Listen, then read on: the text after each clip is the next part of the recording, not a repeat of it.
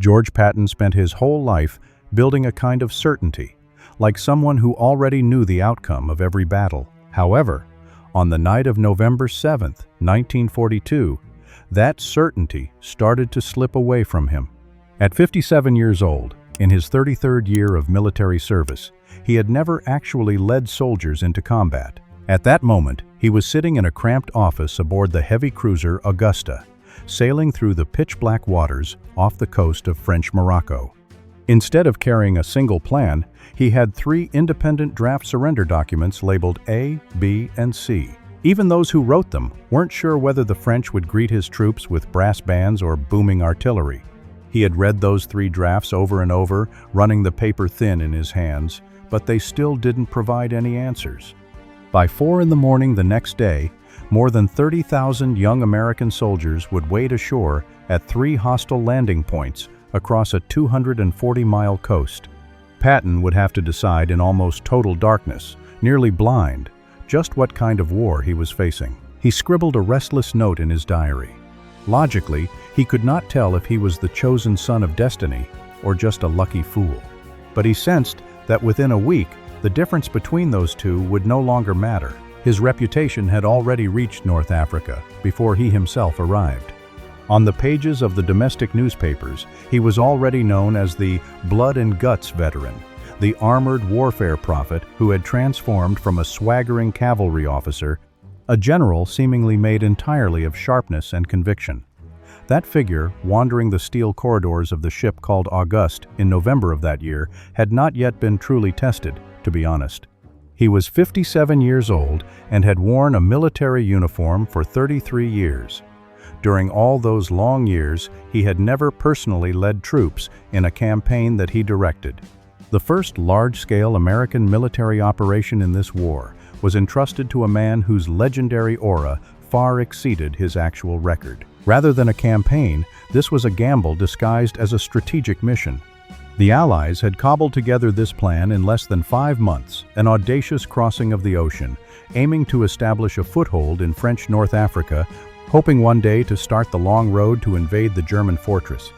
The part under Patton's command was codenamed Robert, a friendly word that the Moroccan underground resistance would immediately recognize when heard over the radio. His mission was to land more than 30,000 young American soldiers at 3 points along a 240-mile coastline, take control of the entire protectorate, and avoid firing upon the French people he had admired since childhood as much as possible. The land he was heading to was a political maze that even Patton's learned mind struggled to understand. Morocco was not a French province obedient to the Vichy government's orders. It was a protectorate, nominally ruled by its monarch, Sultan Mohammed V.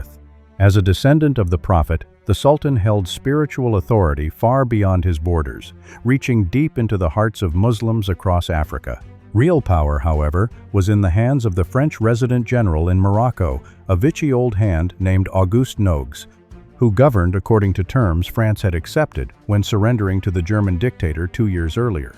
Above them all, watching unhurriedly with a monocle, was a small German commission.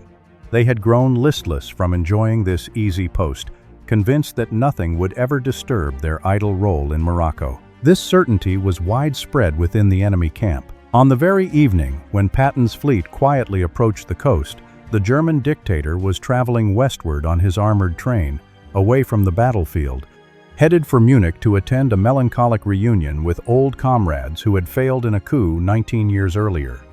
His intelligence officers had noticed the gathering of Allied ships at Gibraltar. They counted the troop transports. Confidently, they drew a completely wrong conclusion. They assured him the landing would occur somewhere in the eastern Mediterranean, perhaps to reinforce the British troops in Egypt.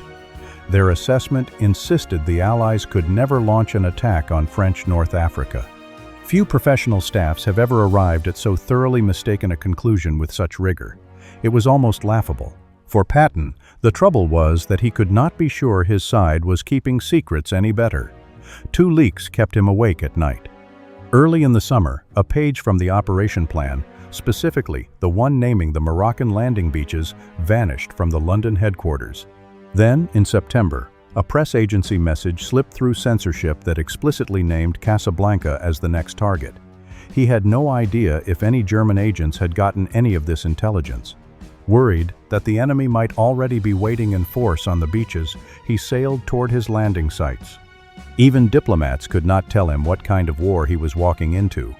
Among his files were 3 different drafts of the same armistice agreement, simply labeled A, B, and C. Draft A was lenient, prepared to welcome a friendly reception. Draft B was harsher, aimed at symbolic resistance. Draft C was tough, including a series of harsh conditions that would only be imposed if the French decided to fight to the very last soldier.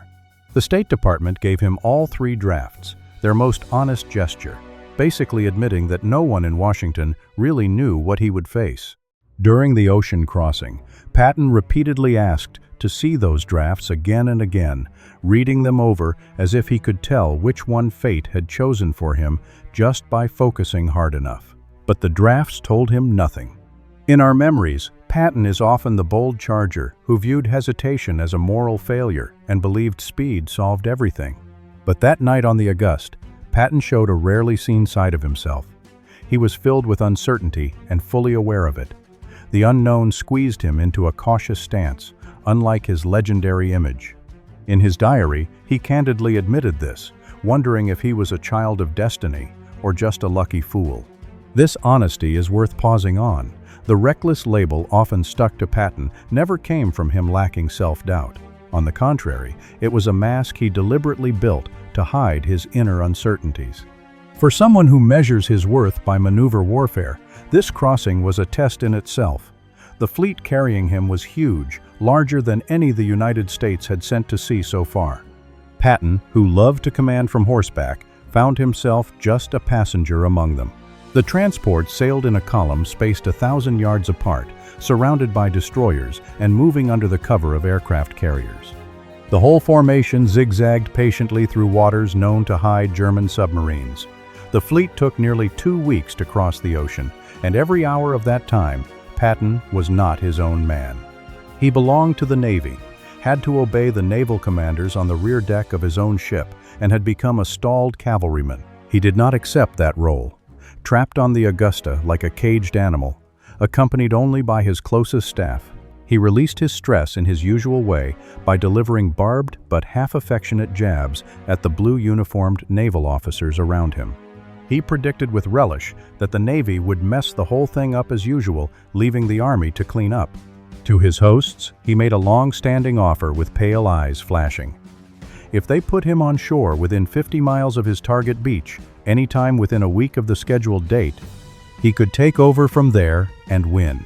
He was boasting, and everyone on the ship knew it was boasting, but it proved his personal worth.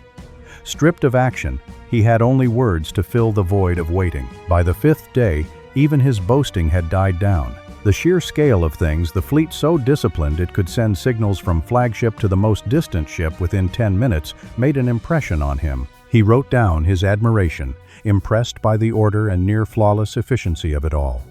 He had to admit that the Navy he liked to mock was carrying out an organizational feat dwarfed by anything his own branch had done. For days, this loudest voice in the Army grew almost silent by his own standards. Then came the leaflet, breaking the silence. It arrived through his intelligence officer, a Colonel Black, trained at Groton School, sadly lacking the team's usual sense of humor. The leaflet was a propaganda sheet, one side printed with the stars and stripes, the other with a facsimile of Eisenhower's signature, meant to be dropped over Moroccan cities at the moment of landing. Proud of his French and boasting himself a true friend to France, Patton eagerly picked it up and started to read. He barely got through the first line before erupting with uncontrollable emotion. A clerk at home had missed the accents in the typesetting. One word lost its grave accent, another lost its acute accent. To Patton, this omission was, in that moment, as serious as a turning point of fate. Even if someone abandoned his tanks behind, he would never be angrier than now. He spun sharply on poor Black, demanding immediate action. Proofreaders were drafted in. His own secretary was pulled from the leisure of reading novels at the stern and assigned an urgent task, adding the missing accents with ink while a war waited offshore. As the first assault troops prepared to storm the beaches, 2 sergeants still bent over this work, One muttered that if winning Morocco depended on those accents, they might as well turn the ships around and go home. The other just shrugged. He said that was the old man, a perfectionist, God bless him. This episode reads like a comedy, and it is. But it is also a small, precise window into the temperament steering this fleet. A commander, on the eve of his first battle, burdened with doubts heavy enough to crush most men, found one thing he could absolutely control and gripped it with the fanaticism of true anxiety. The accents on the leaflet were a problem with an answer. Waiting on the beach was a problem with none. Patton simply chose to fight the enemy he was sure he could defeat, for a few hours at least. While Patton was raging over the musical notes, a quiet and far more important drama was unfolding on a rooftop in Casablanca. Inside, a makeshift shed that looked like a pigeon coop, a pale-faced young Frenchman bent over a radio tuned to a very low volume, listening to the British Broadcasting Corporation channel. His alias was Ajax, the finest secret radio operator in the Moroccan underground resistance, and a node in a hidden transmitter network built by a mysterious group of Americans over the course of a year. This network was designed to prepare for some unnamed emergency. For months, his communications had been routine. But in October, he was ordered to listen for a special signal that would announce the arrival of a person named Robert, and to understand that everything would change the moment that signal came through. At 6:38 in the evening on the 7th of November, the signal arrived. Robert had come. Just a few brief words ended a long period of waiting. Ajax felt a wave of relief. He steadied himself and returned to his work, sending messages to those American agents in Casablanca who were undercover as vice consuls. He still did not know who Robert was. When he asked and was told the name Patton, the name meant nothing to him. This tank general, who American tabloids had mythologized into a larger-than-life figure, was a complete stranger to the man helping him take over a country. The same brief message passed through a telephone line to a French captain named de Velteman's apartment, and from there it reached the central figure of the conspiracy, General Bethwart, commander of the Casablanca division. Bethwart was no opportunist. Having led Frenchmen in bloody battles in Norway, he agreed to prepare for Patton's arrival out of a conviction to prevent the French and Americans from slaughtering each other, while the real enemy watched this outrageous chaos unfold. His plan was subtle and nearly successful. That night, his men acted with precision. They arrested and detained the general commanding all French ground forces in Morocco, set up barricades around the governor's residence in Rabat, and cut telephone lines that the governor Nogai could have used to rally troops. 2 minutes after midnight, Bethwart settled into the office of the captured general and declared himself the successor. Over the next few hours, the whole operation ran like clockwork, and it seemed Patton would be welcomed with open doors instead of artillery fire. But it failed because of a detail they overlooked. The conspirators had cut the governor's telephone lines but missed a private line. That line connected to the one-man Bethwart could not win over, Admiral François Michelier, who commanded the French Navy forces in Morocco. When Nogai, awakened in his dressing gown, grabbed that remaining telephone and called the admiral to verify whether the American landing was real, Michelier's response decided everything. He did not believe these untested newcomers could pull off such a huge operation, and his bruised professional pride, due to his patrols failing to detect the fleet, turned into stubborn resistance. He decided to fight. Just because of that one telephone call, all the carefully made arrangements for a no-resistance landing fell apart that night, and the peaceful entry that Bethwart risked everything to achieve vanished into the darkness. The cruelty of this cannot be overstated. A landing that could have spared a single life was not defeated by German power nor by American mistakes, but by a single telephone extension line that the conspirators forgot to cut, and by the wounded vanity of an admiral. History favors grand causes, great strategies, doctrines, and mighty forces. It is less willing to admit that the turning point in a whole operation often depends on something so small. In a very real sense, the soldiers who would die on those Moroccan beaches in the hours ahead lost their lives simply because no one remembered to find that one forgotten telephone line. Elsewhere that night, the planned victims of this war were asleep in confidence. In Fedala, the head of the German committee was still drinking champagne late into the night, continually supplied by his hosts, toasting a colleague about to leave, completely unaware of the signal that had already sealed his fate. An hour later, he would be awakened by news of the landings near Algiers. When he accepted this reality, he would weep. He would immediately understand what the Führer's staff failed to grasp. This was no surprise attack, but a turning point in the whole war. Rommel would soon be caught in a pincer, and Germany would be driven entirely out of Africa. Far away in the east, the dictator himself was traveling by special train to an old brewery to attend a bittersweet anniversary celebration. His aides accompanied him with a kind of highly professional but completely wrong confidence, assuring him that regarding North Africa, the only certainty was that the Allies would never come. The landing began in darkness, and almost nothing about it went according to plan. The scheduled assault time of 4 in the morning quietly passed as the ships took their positions, until nearly 5 o'clock, when the first wave of assault troops bumped their way toward the 3 beaches, spread along the 240 miles of coastline. In the far south was Safi, where General Hammond was to put the medium tanks of the Western Task Force ashore. 60 miles to the north lay Mehdia, the gateway to Port Lyautey Airport, overseen by Brigadier General Truscott, an old friend of Patton's from their leisurely polo afternoons back in peacetime cavalry days.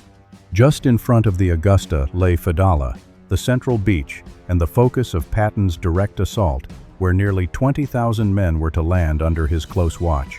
On paper, the plan had a clear geometric structure, but the coastline had no intention of cooperating. On the flagship, Patton could see almost nothing. At 6 o'clock when dawn broke, the mist was thick and he could only tell his troops were landing by the absence of bad news. He had no idea how things were going at Safi or Mehdia, not even at Fedala, which was plainly visible ahead. He paced the bridge in torment, urging the admiral to get reports from his subordinate generals. Later, he admitted he wanted to jump over the railing and swim ashore himself. It was a torment unique to his position.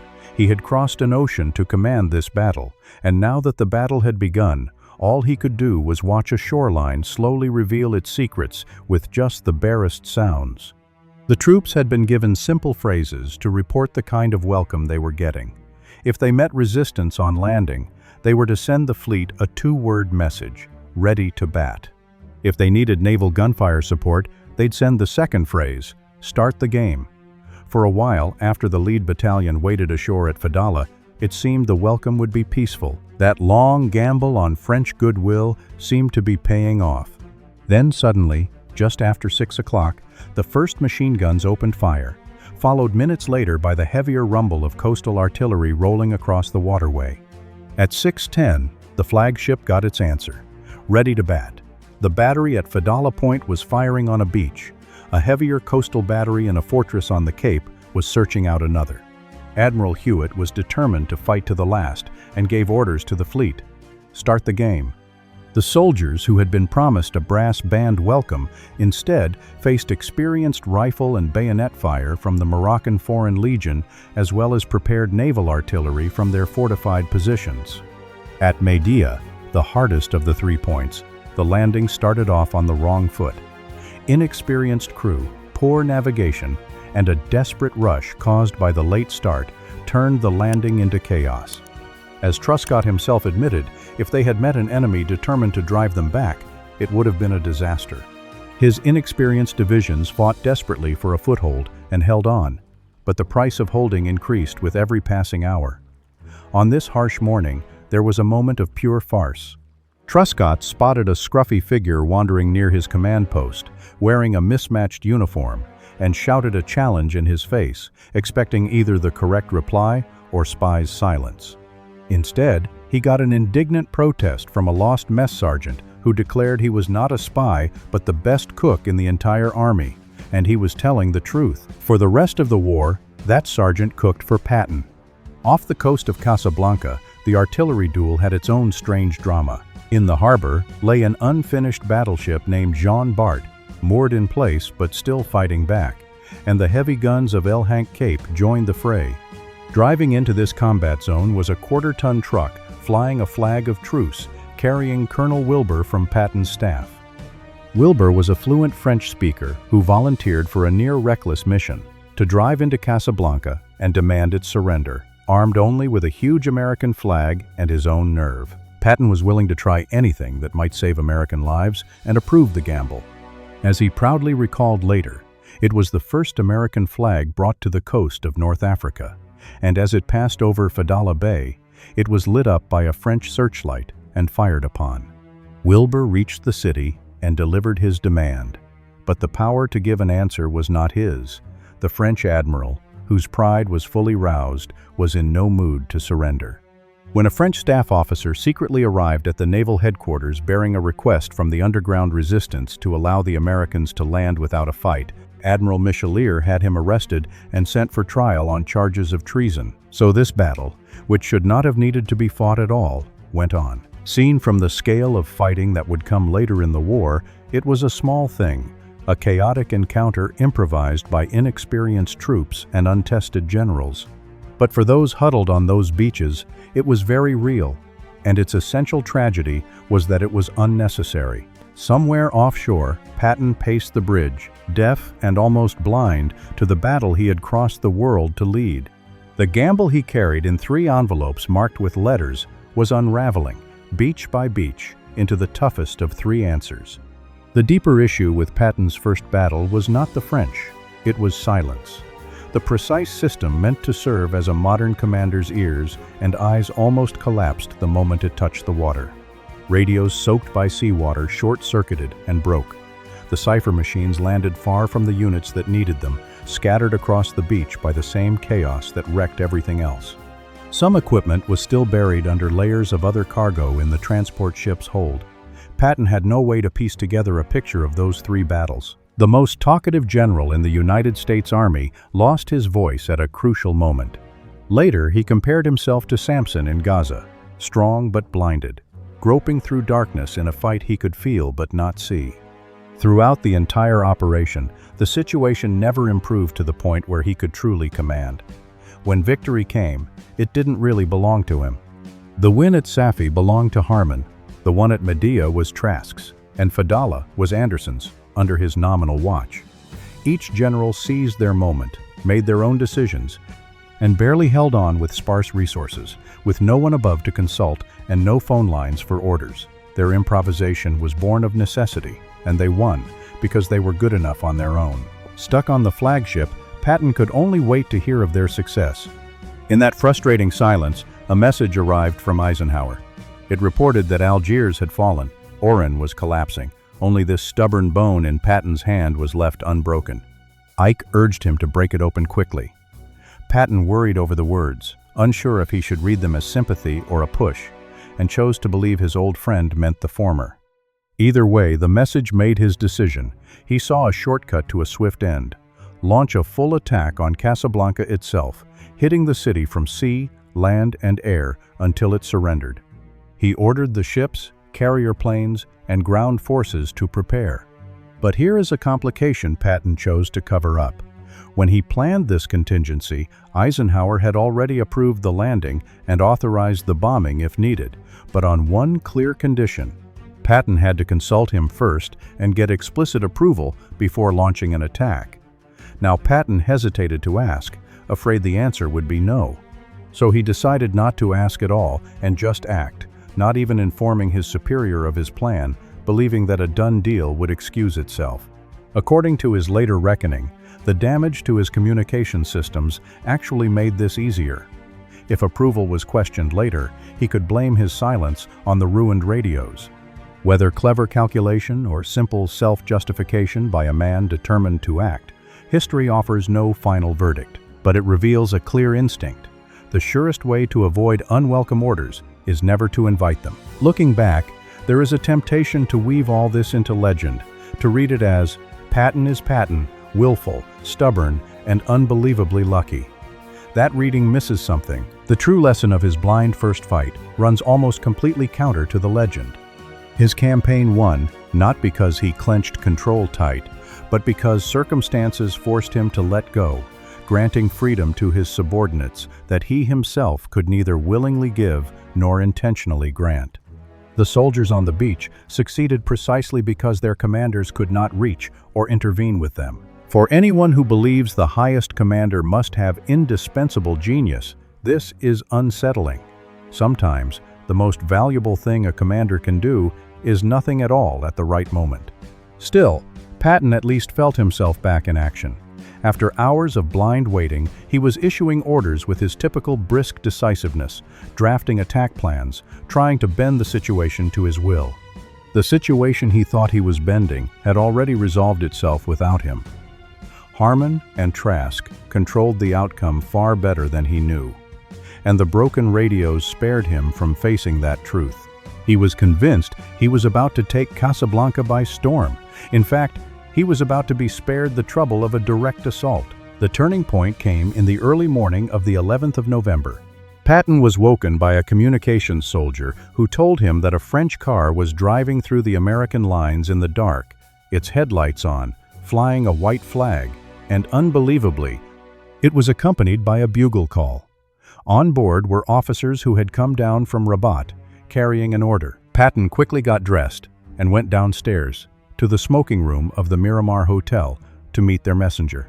What he saw looked more like a scene from an opera than war. A candle stuck in a champagne bottle, casting a faint light on a dirt-stained, pale face beneath a black leather helmet. The man introduced himself as a commander from the 3rd Moroccan Spahis Cavalry Regiment and handed over a paper as thin as a cicada's wing. Written in soft and hurried pencil strokes was an order from all the captured Moroccan French ground force commanders. The French army was to cease hostilities, and their commanders were to notify the American outposts at once. This should have ended everything immediately, but it did not. Patton would not allow the attack to stop. His deputy and chief of staff urged him to call off the assault on Casablanca right then. He shook his head. He said he remembered what happened in 1918, when they had stopped too soon. A ghost from an earlier war, the shadow of an incomplete victory, stood between him and the easy relief of that moment. Turning back to the French messenger, he raised the core problem.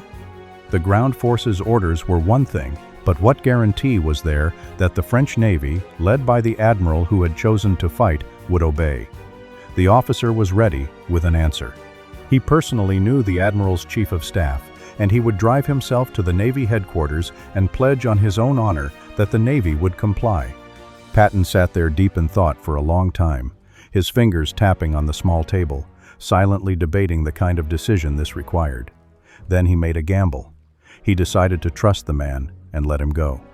He sent him to Casablanca, accompanied by an American officer, and gave a parting instruction full of rough kindness in true Patton style. Tell that admiral to stop before it's too late, and whatever happens, don't get yourself shot.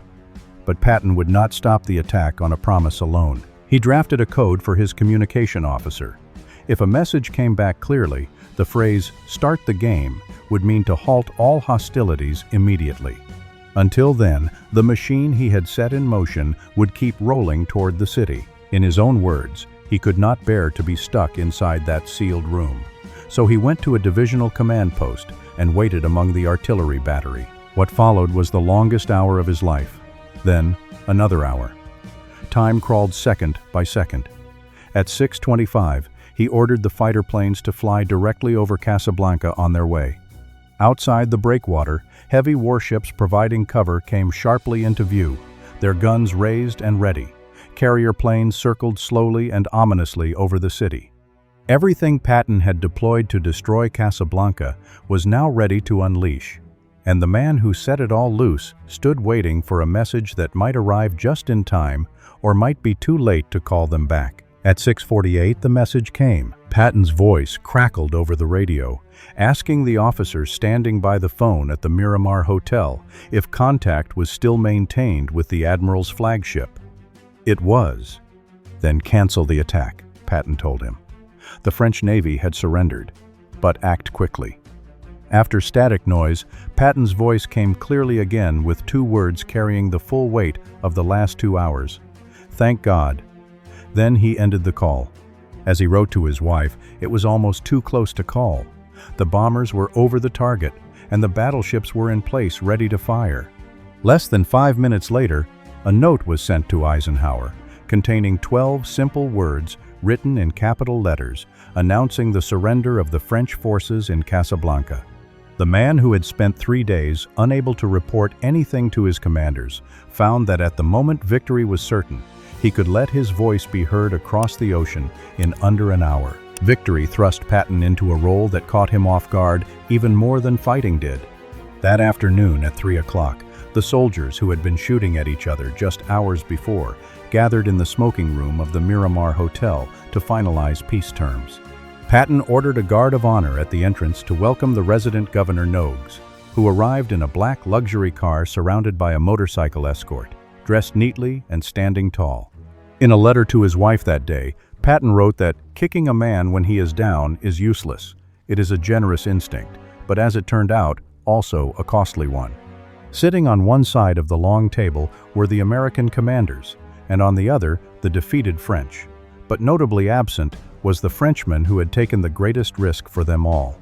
Boutwal, who had bet his career and freedom to keep the two armies from fighting, was sitting in a jail cell waiting for trial on charges of treason, while those he had resisted sat at the seat of honor. Patton began politely, praising the courage and skill the French had shown in 3 days of battle. Then he got to the point, as his translator stood and loudly read out the State Department's prepared terms for the worst case. Treaty C, the harshest version. As the severity of the terms unfolded, the French faces grew darker. When the reading ended, a tense silence filled the room, and the admiral, who had insisted on fighting hastily, scribbled a word on a slip of paper and slid it to Nogues. Unacceptable. Nogues stood and played his trump card he'd been holding tight.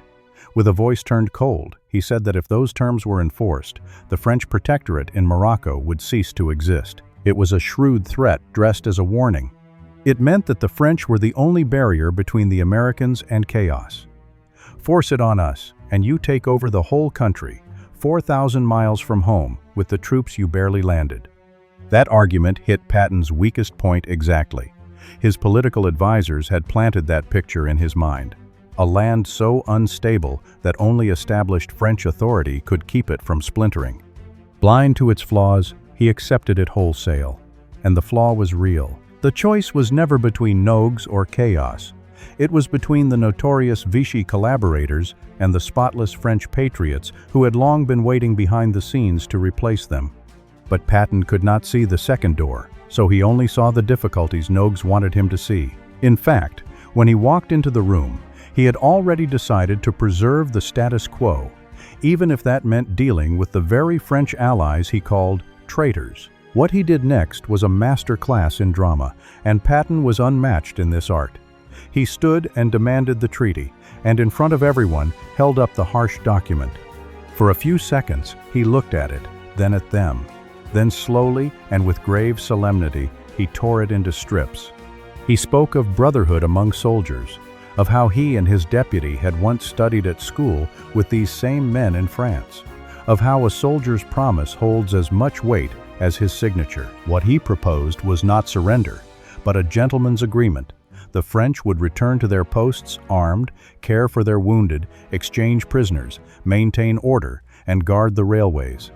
With each word, the faces around the table brightened. Then, his eyes sparkling, he warned that there was one condition he must absolutely insist on. Before saying it, he let them grow fearful for a moment. The condition was that they share a glass of champagne with him. The tense atmosphere dissolved into relief and laughter. It was an exquisitely grand gesture, generous, human, and unmistakably him. It was also the moment trouble began. The champagne had just been poured when the heavy cost of Patton's generosity began to show. After sparing Nogues the humiliation of a difficult surrender, Patton took a big step forward by letting this man stay in power and keeping the Vichy government machinery intact, leaving his rule over Morocco completely untouched. Patton took only 4 days to conclude that the simplest way was to maintain the status quo, and this decision rippled outward, turning into something far uglier than military courtesy. The French, who risked everything for the American landing, now found themselves on the wrong side. Bétoir remained locked up. The agents who had spent 18 months preparing Morocco quietly behind the scenes were sidelined, and their carefully built Patriot networks were abandoned the moment they were no longer needed. A Frenchman who had loyally served the Allies frankly expressed the confusion. Before the landing, he seemed to have backed the wrong team, because now everyone agreed the only French collaborators the American officers were willing to deal with were the former ones. Nothing exposed the strangeness of this arrangement more sharply than the matter of the Sultan's letter. President Roosevelt had personally written to Mohammed V a courteous letter announcing the Americans' arrival and asking for the Sultan's cooperation, instructing for it to be delivered the moment Patton arrived. But the letter never reached the palace. Noguez quietly suppressed it, and when an American agent came asking, the governor's office claimed no memory of the matter. The agent reported the issue to the highest American authority in Morocco and found Patton not grateful but annoyed. Patton told him the president's letter was unnecessary. He had already sent a letter himself, and that was enough. He argued that Roosevelt's letter didn't mention the French enough. He even took up a pencil and began revising the president's wording until the agent gently pointed out that none of them had authority to amend a head of state's letter. Patton flew into a rage, insisting he would take full responsibility, then forbade the agent from discussing the matter by phone, claiming the line was definitely being tapped. "They've been tapped all along," the agent calmly replied, "for the past year and a half." This was a mild warning about the long and dangerous work these men had been doing before Patton arrived, which temporarily sobered him.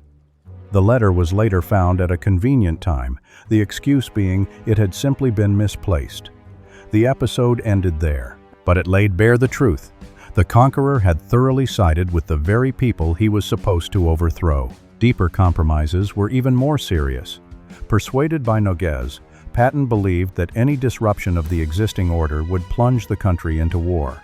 So he allowed the discriminatory laws imposed by the Vichy government under German pressure to remain in effect, including racial laws targeting Morocco's Jewish population.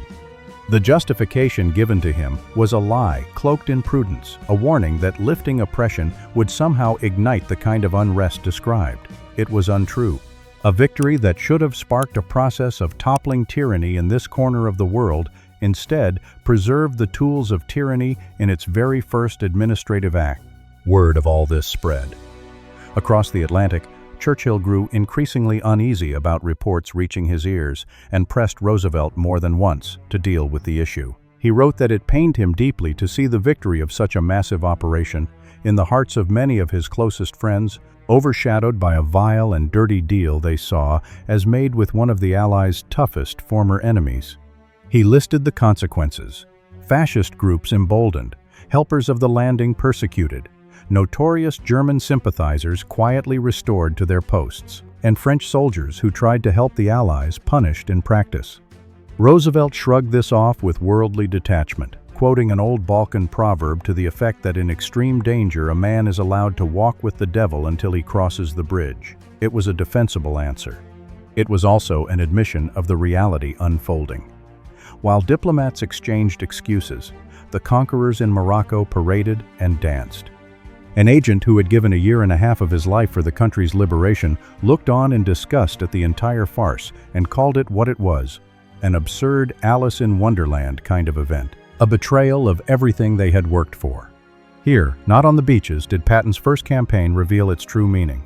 He passed the test of force, more or less, learning bitter lessons about communication, improvisation, and the limits of his control.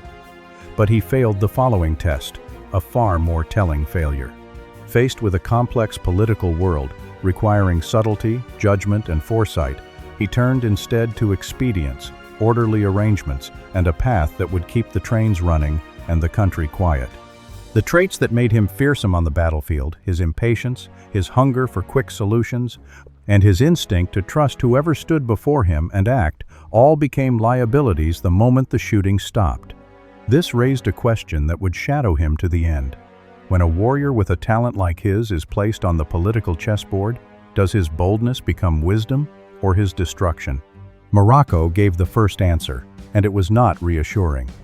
the pattern set in those 4 days of November shining on the battlefield, then ruined in the aftermath. A man who could conquer a country but not govern peace would repeat itself on the hills of Sicily and years later in the ruins of occupied Germany, more deadly than before. The soldier won his battle. The politician needed at that moment never landed.